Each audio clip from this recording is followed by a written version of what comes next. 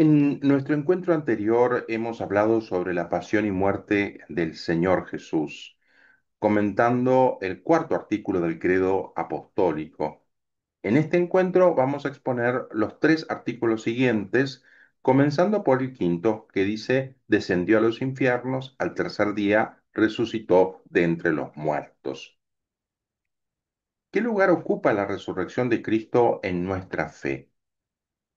La resurrección de Jesús es la verdad culminante de nuestra fe en Cristo y representa con la cruz una parte esencial del misterio pascual.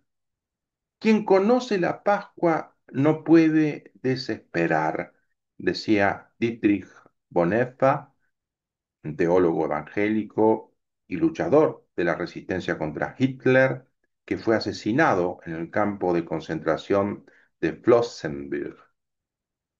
Y el Papa Benedicto XVI enseñaba que el acontecimiento de la muerte y resurrección de Cristo es el corazón del cristianismo, el punto central que sostiene nuestra fe, el impulso poderoso de nuestra certeza, el viento fuerte que aleja todo miedo y toda inseguridad, toda duda y todo cálculo humano. Pero el artículo quinto, antes de referirse a la resurrección de Cristo, dice que luego de morir descendió a los infiernos. Hay que prestar atención al significado que tiene la palabra infiernos eh, en, en esta afirmación. No se trata del lugar o estado destinado para los que se condenan, del que ya hemos hablado al explicar la creación del cielo y de la tierra. La palabra infiernos está tomada en sentido bíblico. La escritura llama infiernos, Seol o Hades, a la morada de los muertos antes de la muerte de Cristo. Los que se encontraban allí estaban privados de la visión de Dios. Tal era durante la espera del Redentor el estado de todos los muertos, buenos y malos, aunque su suerte no era idéntica, tal como lo enseña Jesús en la parábola del pobre Lázaro, recibido en el seno de Abraham después de haber muerto. Esta última expresión judaica responde a la antigua expresión bíblica reunirse con sus padres, es decir, con los patriarcas, que eran entonces los infiernos a los que Jesús descendió. Los infiernos, distintos del infierno de la condenación, constituían el estado de todos aquellos justos e injustos que habían muerto antes de Cristo.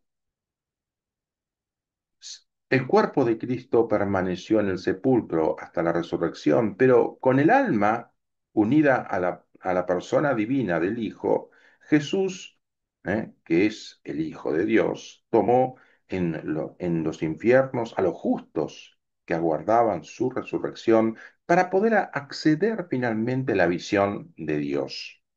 Después de haber vencido mediante su propia muerte a la muerte y al diablo, que tenía el poder de la muerte, Jesús liberó a los justos que esperaban al Redentor y les abrió las puertas del cielo.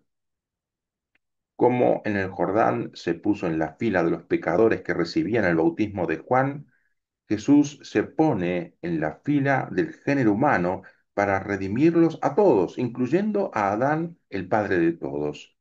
Por eso, en la muerte en la que se ha hecho solidario con todos los que han muerto, camina con marcha triunfal hacia los infiernos para llamar a todos los que la muerte ha acogido entre sus garras. El descenso a los infiernos entonces es el pleno cumplimiento del anuncio evangélico de la salvación. Cristo bajó a la profundidad de la muerte para que los muertos oigan la voz del Hijo de Dios y los que la oigan vivan. A continuación, el artículo quinto del credo dice que resucitó Jesucristo al tercer día de entre los muertos. Murió el Viernes Santo en torno a las 3 de la tarde y resucitó entre la puesta del sol del sábado y la madrugada del domingo. La resurrección, tal como es presentada en el Nuevo Testamento, es una verdad central y fundamental porque es la culminación de nuestra fe en Cristo. Como la pasión y la cruz, la resurrección está estrechamente vinculada a la encarnación. Si la pasión redentora es la razón de ser de la encarnación, la resurrección es su plenitud según el designio eterno de Dios. Conforme a este designio, a este plan divino, la pasión y la cruz no eran sino el camino para la resurrección. Así lo anunciaban las promesas del Antiguo Testamento referidas al reino del Mesías victorioso. Sufriendo la muerte como siervo paciente, Jesús entró en su resurrección en la gloria del Hijo del Hombre. La resurrección de Jesús de entre los muertos cumplió además las promesas que él mismo había hecho a sus discípulos durante su vida terrena. De este modo confirmó la autenticidad y el valor de todo lo que hizo y enseñó. Si no hubiese ocurrido la resurrección, todo lo otro carecería de sentido. Si no resucitó Cristo, dice San Pablo, vana es nuestra predicación, vana también nuestra fe. Así pues, con la resurrección, todas las verdades que Jesús había propuesto a sus discípulos, incluso las más inaccesibles, encuentran su justificación. Podemos comprender a partir de lo dicho que la verdad de la resurrección de Jesús fuera creída y vivida por la primera comunidad cristiana como una verdad central, tal como lo testimonian los textos de sus principales ceremonias litúrgicas. Podemos comprender que fuera transmitida como una verdad fundamental por la tradición oral y que fuera establecida por escrito en los evangelios y otros documentos del Nuevo Testamento, mientras que era predicada como parte esencial del misterio pascual junto con la muerte en cruz, tal como lo vemos en la predicación de Pablo.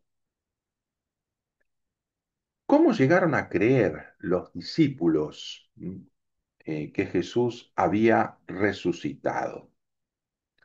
Los discípulos, que antes habían perdido toda esperanza, llegaron a creer en la resurrección de Jesús porque lo vieron de formas diferentes después de su muerte, hablaron con él y experimentaron que estaba vivo.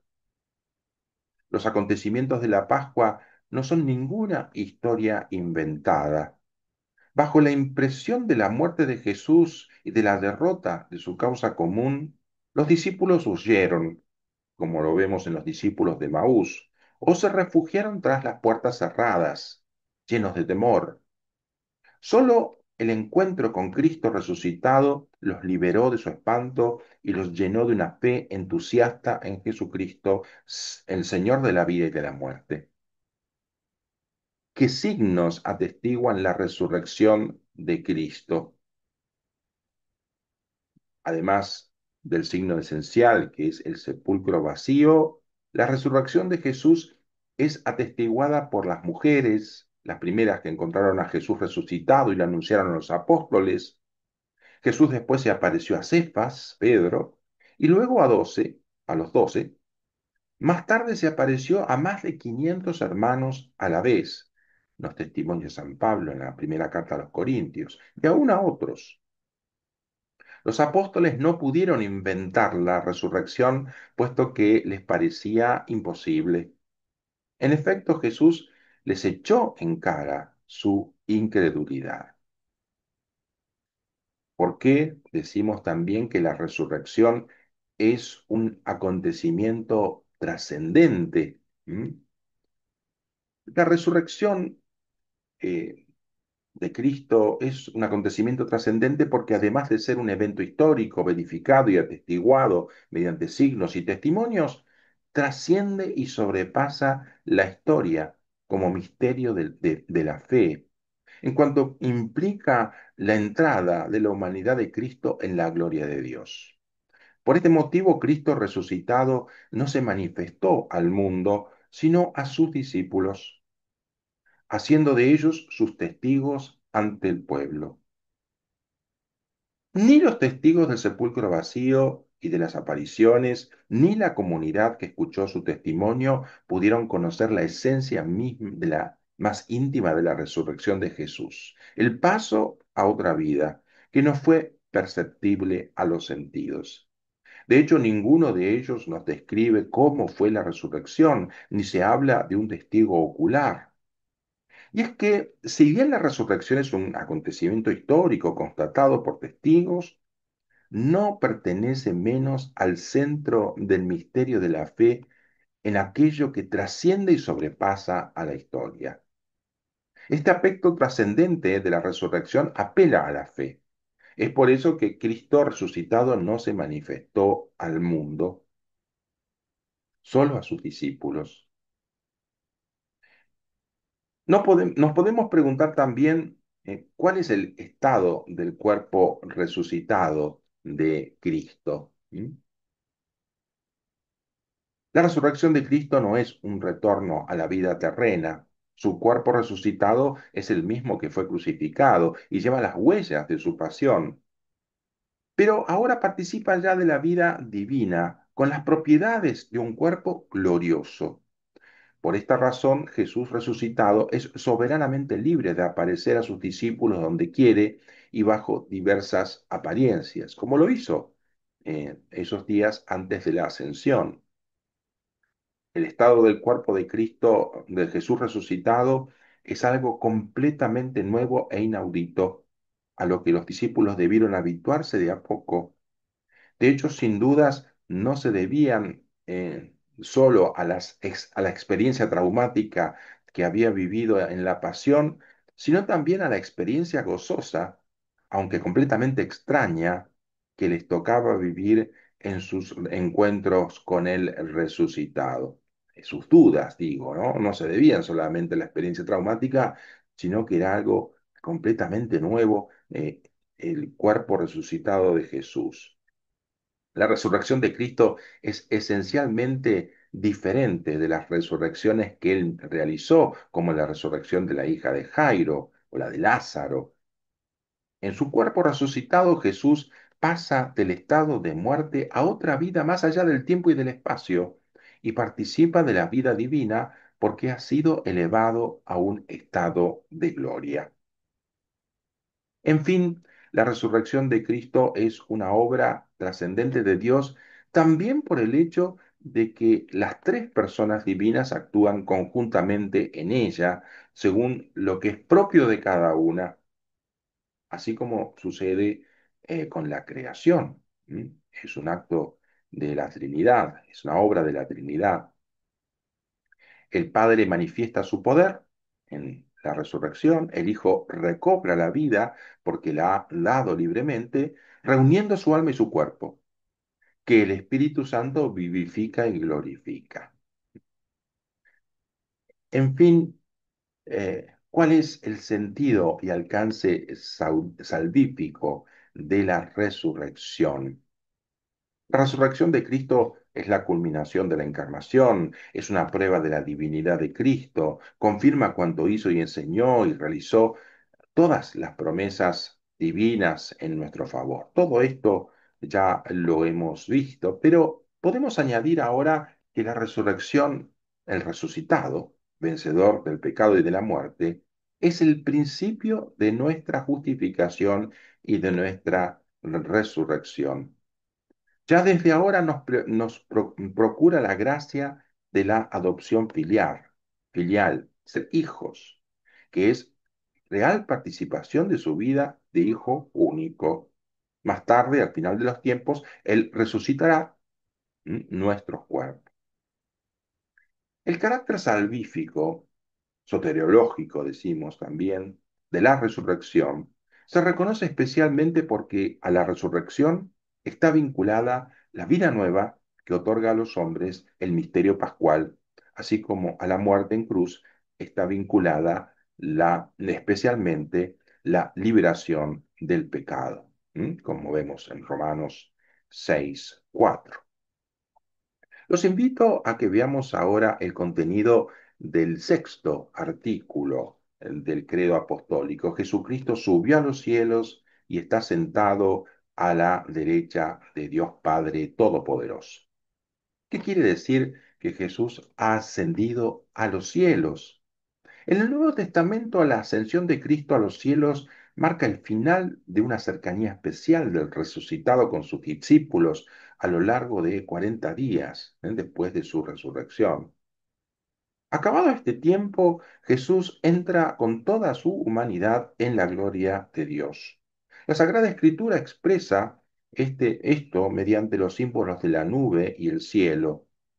El hombre, dice el Papa Benedicto XVI, encuentra sitio en Dios con la ascensión del Señor, que es hombre como nosotros. Jesucristo está ahora junto al Padre, de donde vendrá un día a juzgar a vivos y muertos. La ascensión significa que Jesús ya no está en la tierra de forma visible, aunque está presente y está aquí. ¿Qué representa entonces la ascensión? 40 días después de haberse mostrado los apóstoles bajo los rasgos de una humanidad ordinaria que velaban su gloria de resucitado, Cristo subió a los cielos y se sentó a la derecha del Padre. Esto es la sesión, que es una verdad complementaria a la ascensión. Se sentó a la derecha del Padre. Desde entonces, el Señor reina con su humanidad en la gloria eterna del Hijo de Dios, intercede incesantemente ante el Padre en favor nuestro, nos envía su Espíritu y nos da la esperanza de llegar un día junto a Él al lugar que nos tiene preparado. A no desalentarse entonces. Con Jesús, uno de nosotros ha llegado junto a Dios y está allí para siempre. En su Hijo, Dios está humanamente cercano a nosotros los hombres. Además, Jesús dice en el Evangelio de Juan, y cuando yo sea elevado sobre la tierra, atraeré a todos hacia mí. En fin, el séptimo artículo del credo apostólico cierra la proclamación de la fe en Cristo diciendo, desde allí ha de venir a juzgar a los vivos, a vivos y muertos. Desde allí, desde el cielo, ¿no? Con su ascensión a los cielos, Cristo Jesús, de alejarse del mundo, se manifiesta a los creyentes como Señor del mundo. ¿Mm? Lejos de alejarse del mundo, ¿no? Se manifiesta de este modo. ¿Por qué es Jesucristo Señor del mundo entero? Jesucristo es Señor del mundo y Señor de la historia porque todo fue creado para Él. Todos los hombres han sido salvados por Él y serán juzgados por Él. Él está sobre nosotros como el único ante quien doblamos la rodilla en adoración. Él está junto a nosotros como cabeza de la iglesia en la que comienza ya el reino de Dios. Va por delante de nosotros como Señor de la historia, en quien los poderes de las tinieblas serán definitivamente derrotados y los destinos del mundo se cumplirán según el plan de Dios. Sale a nuestro encuentro en gloria en un día que no conocemos para renovar y llevar a su consumación el mundo. Su cercanía se puede experimentar sobre todo en la palabra de Dios, en la recepción de los sacramentos, en la atención a los pobres, y allí donde dos o tres están reunidos en mi nombre, como dice en el Evangelio de Mateo. ¿Cómo reina ahora el Señor Jesús?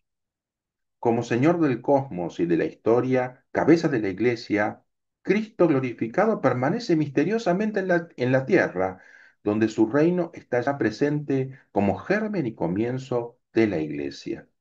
Un día volverá en gloria, pero no sabemos el momento. Por esto vivimos vigilantes pidiendo, ven Señor Jesús. ¿Y cómo se realiza la venida del Señor en la gloria?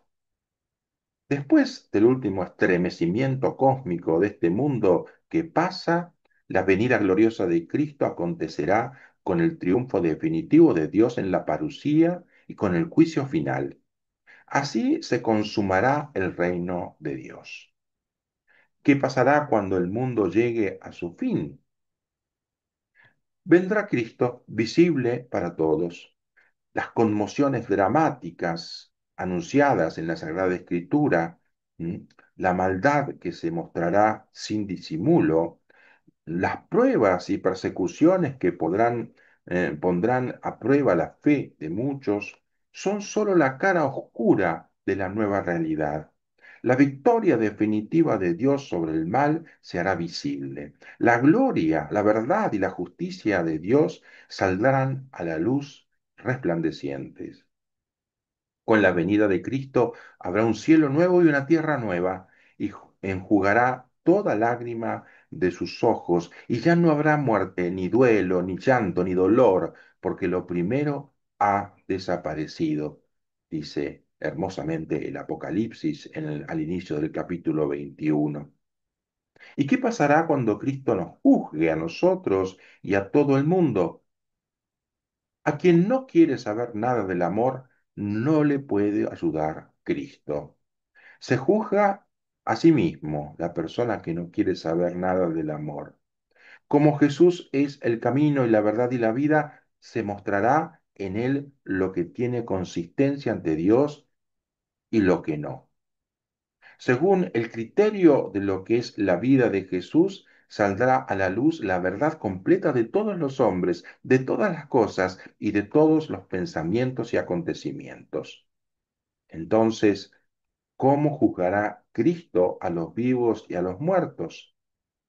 Cristo juzgará a los vivos y a los muertos con el poder que ha obtenido como Redentor del mundo, venido para salvar a los hombres. Los secretos de los corazones serán desvelados, así como la conducta de cada uno con Dios y el prójimo. Todo hombre será colmado de vida o condenado para la eternidad, según sus obras. Así se realizará la plenitud de Cristo, en la que Dios será todo en todos.